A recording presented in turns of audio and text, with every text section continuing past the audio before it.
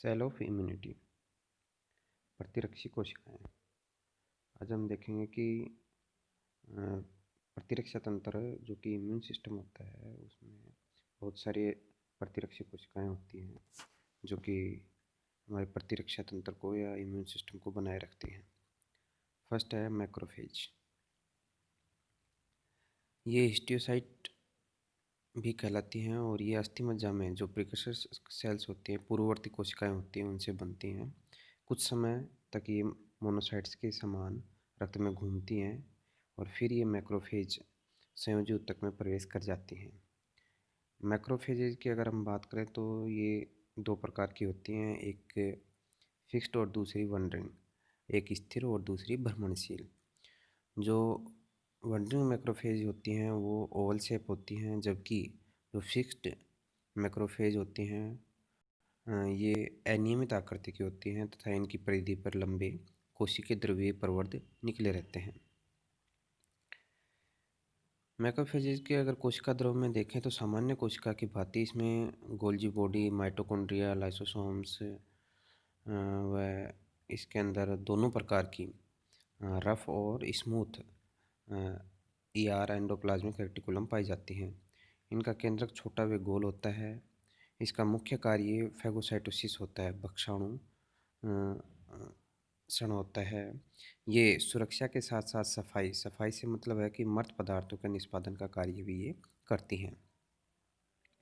Macrophages किस तरीके से कार्य करती हैं, तो इनके कार्य की अगर हम बात करें तो ये प्रतिजन अणु का भक्षण करती हैं और इन्हें छोटे टुकड़ों में तोड़ने का कार्य करती हैं। मैक्रोफेजेज अधिक संख्या में एकत्रित होकर के वर्त परिमाण के प्रतिजन अणु को घेर लेती हैं और इन पर आक्रमण करती हैं। इस स्थिति में लगभग 100 से अधिक मैक्रोफेजेज कोशिकाएं आपस में जुड़ती हैं और जुड़ करके एक दैत्याकार संरचना बनाती हैं जो कि फॉरेन बॉडी जो होती है उसको घेरने का कार्य करती है। इससे उत्पन्न सुरक्षा तंत्र को मैक्रोफेज डिफेंस सिस्टम कहा जाता है, मैक्रोफेज सुरक्षा तंत्र कहा जाता है। इस समूह में कुछ कोशिकाएं यकृत की कुफर सेल्स, रक्त की मोनोसाइट्स, इसी तरीके से फेफड़ों में एल्वुलर मैक्रोफेज के रूप में पाई जाती हैं। कुछ कोशिकाएं वृक्क के ग्लोमेरुलस में मेसेंजियल सेल्स के रूप में वे अस्थि मज्जा के अंदर ओस्टियोक्लास्ट कोशिका के रूप में पाई जाती हैं। ये सभी मिलकर के मोनोन्यूक्लियर फैगोसाइट सिस्टम एमपीएस बनाती हैं और इनका जीवन काल क्या होता है, काफ़ी लंबा होता है और ये जीवाणु, विषाणु, प्रोटोजोआ जैसे बाह्य तत्वों से देह को मुक्त कराने का कार्य करती हैं। सेकंड है बी लिम्फोसाइट्स या बी सेल्स। बी कोशिकाएं या बी लसिकाणु है, ये भी अस्थि मज्जा जो बोन मैरो होती है उसके प्रिकर्सर सेल से बनती हैं। पक्षियों में ये बुर्सा फेब्रेशियस से बनती हैं और मानव के भ्रूण में ये यकृत और जो योगसैक होता है उसमें बनती हैं। अस्थि मज्जा आंत्र के अपेंडिक्स भाग व टॉन्सिल में भी इसका क्या होता है, निर्माण होता है। इनके विभेदन के उपरांत ये प्रतिजन के प्रति अभिक्रिया करती हैं और क्या बनाती हैं, एंटीबॉडीज बनाती हैं।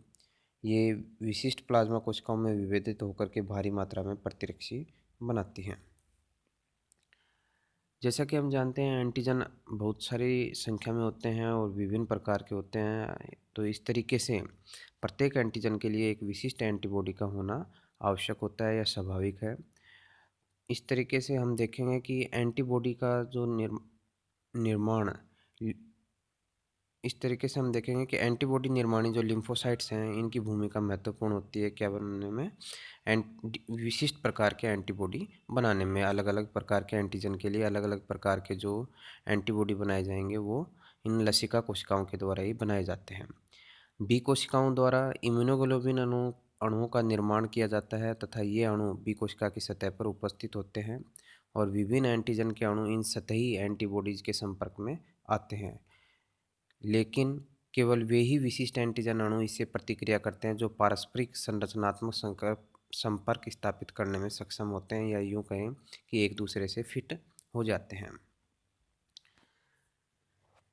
यहाँ पे हम देख सकते हैं ये हमें दिखाया गया है कि जो बोन मैरो है उसमें जो प्रिकर्सर सेल है उससे क्या बन रही है, बी लिम्फोसाइट्स बन रही हैं या बी सेल्स बन रही हैं, और इन बी सेल्स के चारों तरफ हम जैसा कि देख सकते हैं इनके ऊपर एंटीबॉडी रिएक्शन साइट्स पाई जाती हैं स्पेसिफिक एंटीजन के लिए।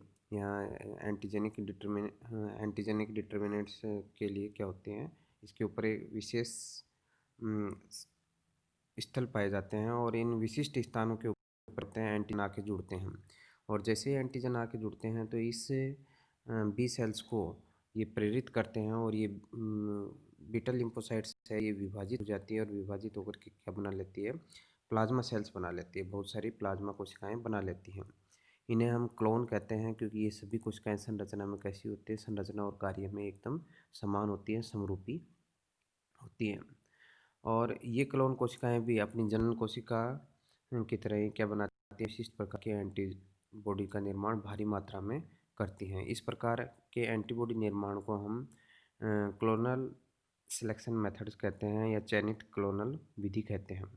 यहाँ हम देखेंगे कि प्लाज्मा कोशिकाएं हैं ये बड़े परिमाण की होती हैं, बड़े आकार की होती हैं, लेकिन इनकी जो लाइफ साइकिल की अगर हम बात करें तो बहुत कम होती है, ये अल्पायु होती हैं।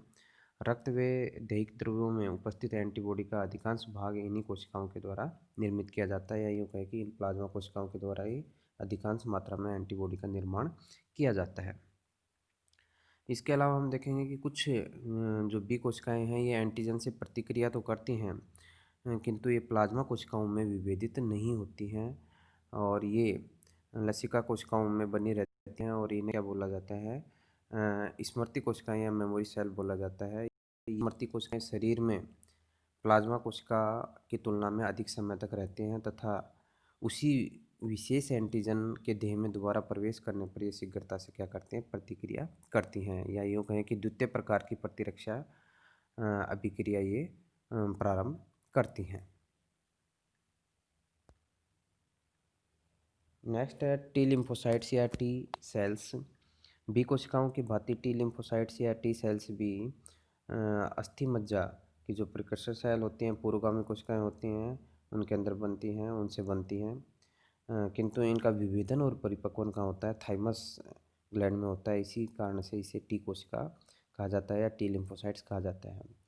टी कोशिकाओं के द्वारा किसी प्रकार के एंटीबॉडी का स्रावन नहीं होता है, किंतु ये इम्यून रेस्पॉन्स प्रतिरक्षा अनुक्रिया है उसमें अत्यंत महत्वपूर्ण होती है। टी कोशिकाएं भी बी कोशिका की भांति गुणित होती है और अनेक समरूपी क्लोन कोशिकाओं को निर्मित करती है।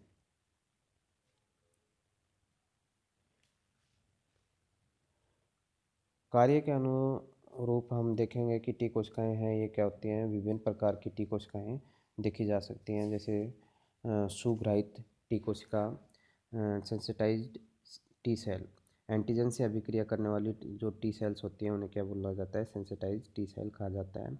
इसी तरीके से हम सेकंड देख सकते हैं टी हेल्पर सेल, टी सहायक कोशिकाएं। ये बी कोशिकाओं से जुड़ करके इन्हें प्रतिरक्षी कार्य के निर्माण में सहयोग करती हैं, और ये एंटीजन से उद्दीपित होकर के साइटोकाइंस बनाती हैं। कुछ टी कोशिकाएं प्रतिरक्षी अनुक्रियाओं में अवरोध उत्पन्न करती हैं, इन्हें क्या कहा जाता है, टी अवरोधी कोशिकाएं या टी सप्रेसर सेल कहा जाता है। कुछ टी कोशिकाएं हैं ये लसिका क्षेत्र में संक्रमण स्थल पर पहुंचकर एंटीजन से संलग्न हो जाती हैं। ये कोशिकाएं विष का स्रावण कर संक्रमणकारी तत्वों को नष्ट करती हैं, इन्हें टी किलर सेल कहा जाता है या टी साइटोटॉक्सिक सेल्स कहा जाता है।